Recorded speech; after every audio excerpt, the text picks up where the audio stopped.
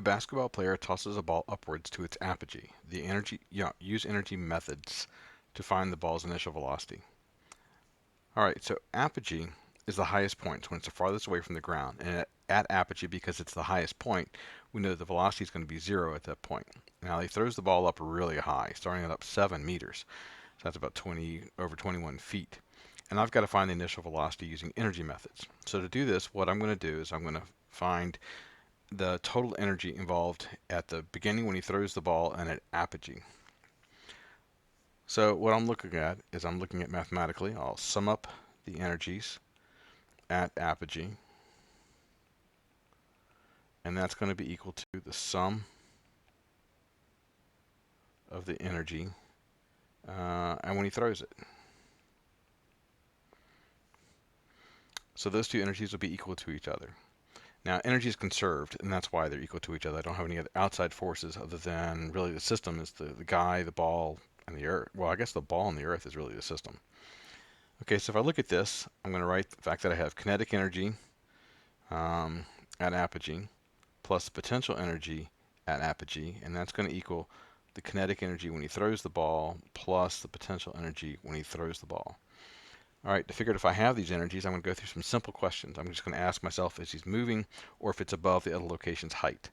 So at apogee, is the ball moving? And at apogee, the answer is no, because by definition, apogee is the highest point where the ball, for a moment in time, comes to rest.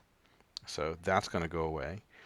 Is apogee higher than the other location I'm comparing, which is the throw? And the answer is yes. So I'm going to have the potential energy due to apogee in my final equation. So there's that potential energy at apogee. Okay, so when he throws it, is he moving? Well, yes, he's throwing it. So that means I'm going to have the kinetic energy of the throw. And then if he's throwing it down here according to my picture, is it above the other location's height, which is apogee? And the answer is no, it is not. So in this case, all the energy, the potential energy that it gains when it gets to apogee comes from the kinetic energy when he throws the ball. So that's how our energy is conserved. So now I'll put in my variables, my equations, sorry. mgh is equal to 1/2 mv squared.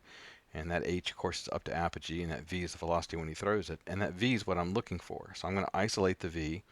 I'll multiply both sides by 2. So that's 2 mgh is equal to mv squared. And I see something cool real quick here. There's math in every, there's m in every expression, so they go away. That leaves me with 2gh is equal to v squared. So to isolate v is equal to the square root of 2gh. There we go. So that's going to be equal to 2 times 9.80 meters per second squared times the height the ball traveled, which is 7.0 meters.